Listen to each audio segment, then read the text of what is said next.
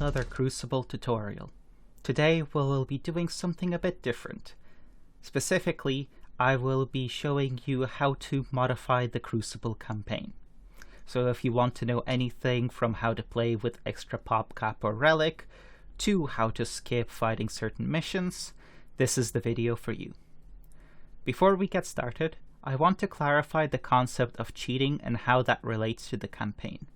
Being purely a single-player experience, cheating simply means modifying the game outside of the developer's intentions. Let's use the example of giving the player resources.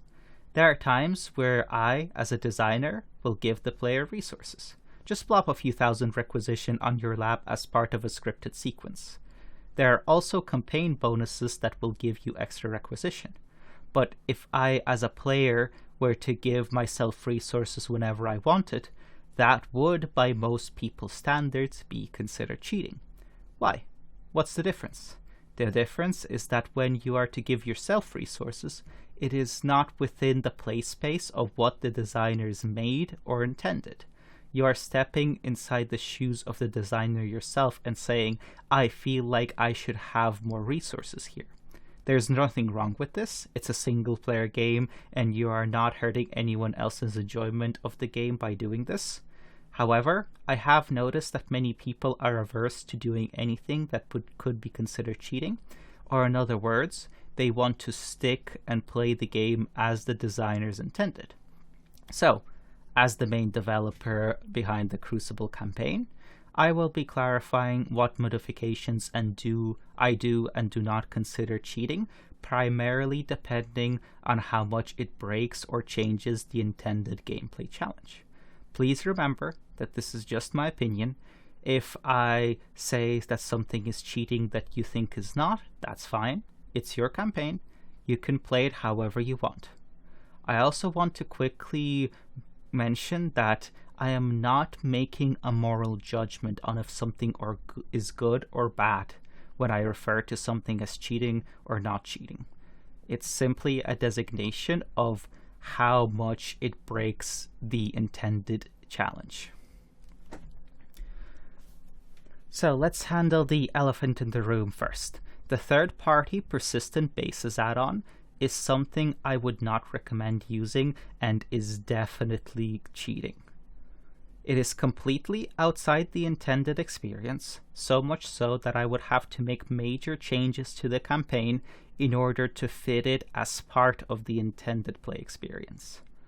That is not to say that persistent bases can't be part of the mod, but that it would require that I make a first-party add-on that supports it. As of right now, it is also bugged to where it crashes or causes problems in Crucible. I will, however, be showcasing alternatives that do what persistent bases does. So if you simply don't want to fight defensive battles or want to start with a giant base versus the AI, I will be showing you how to do that. So first, let's go over the Autoexec file, which can be found in your Dawn of War Soulstorm folder. It can be opened using just any old text editor. I prefer to use Notepad++ for this. And it has a bunch of commands which can be useful to quickly be able to access. These commands can be accessed if you have developers mode turned on in the mod manager, and then when you press the right shortcut, it will run a certain piece of code. So let's go over what some of these do. First off, set sim rate. This is basically setting the game speed, where 4 is the standard game speed, 2 is half speed, 8 is double speed, and 100 is really fast, just if you quickly want to waiting for something to happen. These I would not consider cheating. Being able to change the game speed has existed in RTS as far back as StarCraft 1 and maybe even older, and many RTS have had it as an option in their menus. So you are free to use this one as you wish if you are, feeling like things are just overwhelming and happening too fast, don't feel bad for wanting to slow down the game speed. I see it more as an accessibility feature rather than a cheat. So let me show off how it works quickly in a game.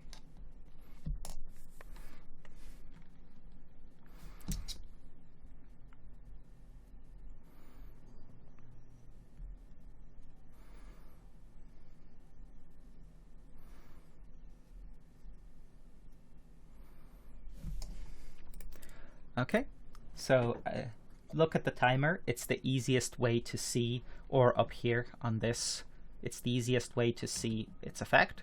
So we are currently on normal. This is half. This is double.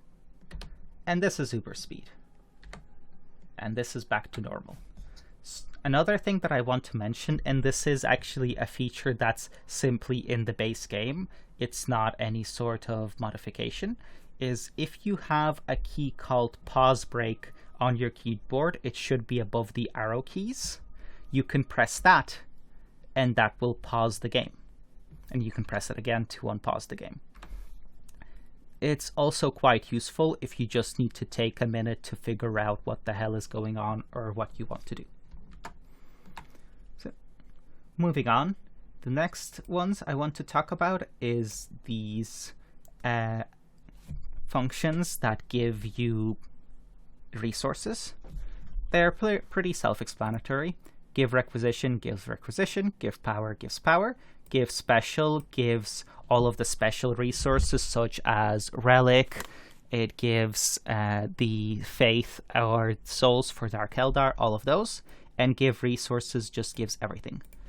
One thing to note is that this is symmetrical for all players in a game. It will not just give it to you, it will give it to all players. So keep that in mind when using this, where if you do it, the AI will also have will get the same amount of resources. And another thing to note is it doesn't give you resources, it sets your resource amount to a certain really high value.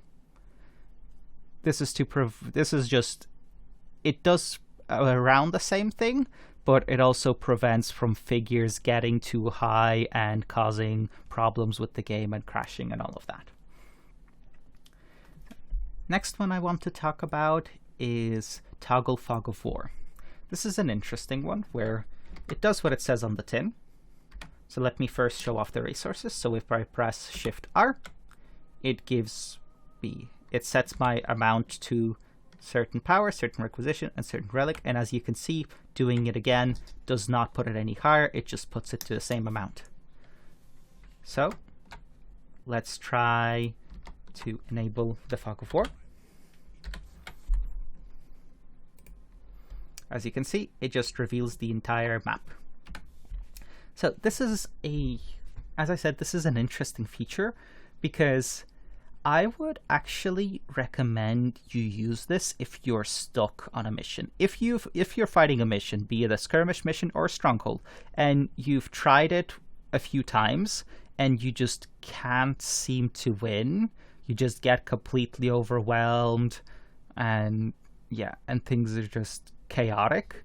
This is a very useful tool to figure out what the hell is going on. So you toggle Fog of War and you just have a look around, see what's going on, see what's happening, where things are, and get a better sense of how things are going and all of that. But then when you're actually, so it's a learning feature where I recommend you use it for practice or learning purposes, but when you are actually trying to complete the mission, you obviously keep it disabled. It's not too big of a deal if you keep it enabled. It doesn't really change the game all that much, but it's still mildly cheating.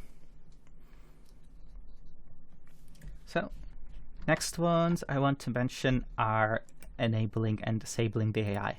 So, speaking of alternatives to persistent bases, if you want to have a massive fight against an AI where you have just massive fortifications, what you do is you load into a match, you disable the AI, then you give yourself infinite resources, and you build up your base. You can set your speed higher to do it quicker, and you build up all of the base that you want, everything that you want, and then you re-enable the AI, and things just go ham from there.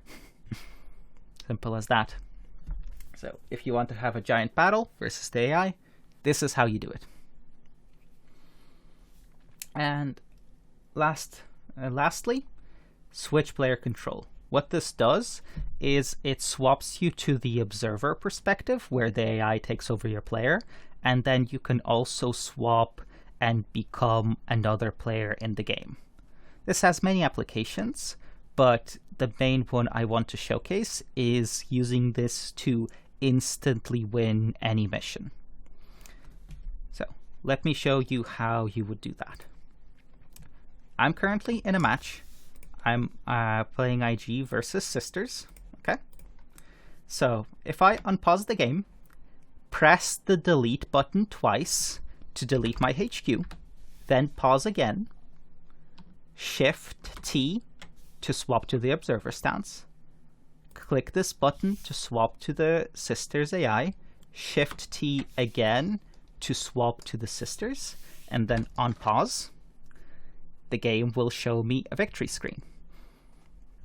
And as you will soon see on the campaign map, it will consider that I took that province, despite me not being IG anymore and being Sisters. It will still show conquest and all of that.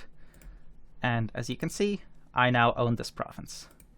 And this also works on strongholds. So let me load into the stronghold and show you.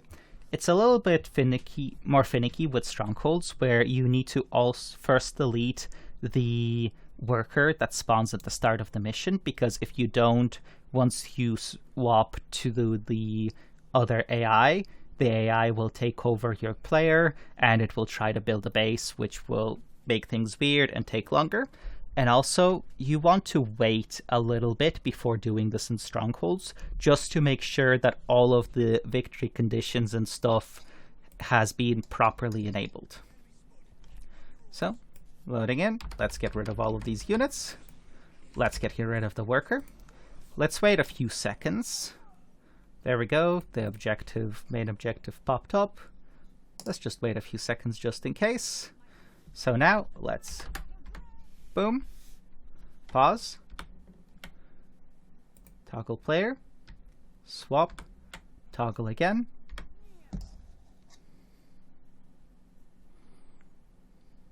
and as you can see, there's the fade to black.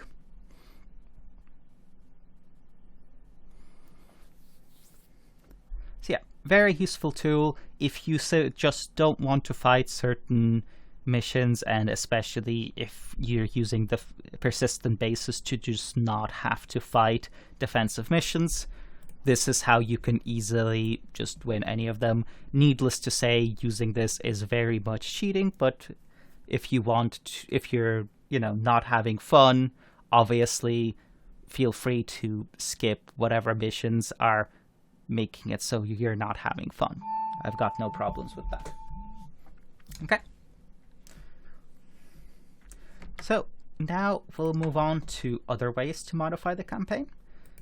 So if we go into the Crucible folder, Data, Scenarios, SP, this is where a lot of the information for the campaign is stored.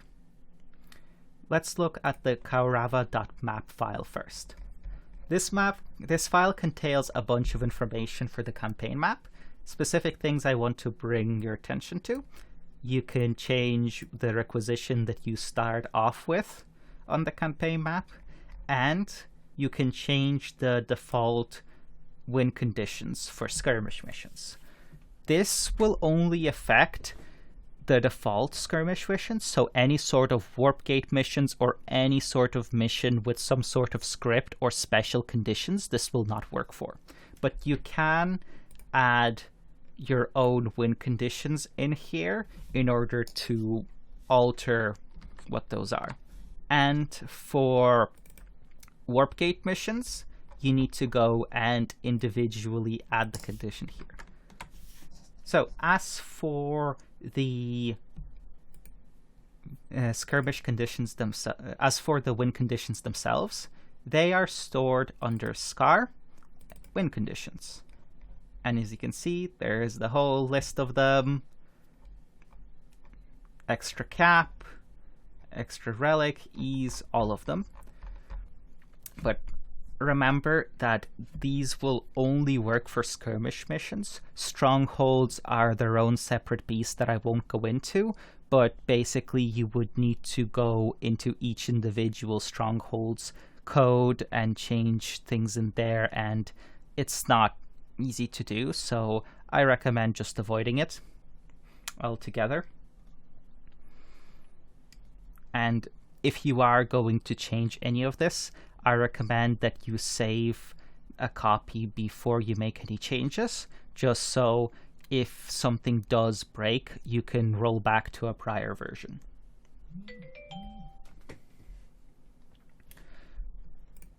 So, another thing I want to quickly mention is are these race files. So these are located in SB races, and these define the actual factions that you play on the campaign. The main things you can see in here are you can change the cost of any of the honor guard, you can change the cost or what units you get from your reinforcement or deep strike or all of that, and you can change the conditions for getting wargear. So if you want to get all of the wargear after one battle, you can just copy this condition and paste it over all of these things, and after one battle you will get all of the wargear. Or you can paste the entire segment. You basically do this and copy it as many times as necessary, and you'll get that much wargear. So yeah, if you want to do that, there's that. And with that, I believe that is all of the easy changes that you can make to the campaign. Hopefully this was helpful, and if you have any questions, feel free to put them in the comments or go into our Discord. We are very active there, and I'm always willing to help and explain things. And remember, if I refer to something as cheating, I'm not saying that it's wrong to do it. I am simply saying that it is not within or even close to being within the intended play experience. If you want to do it, that's fine. It's your campaign. You can play it however you want. Well, thank you for watching, and see you guys in the next one.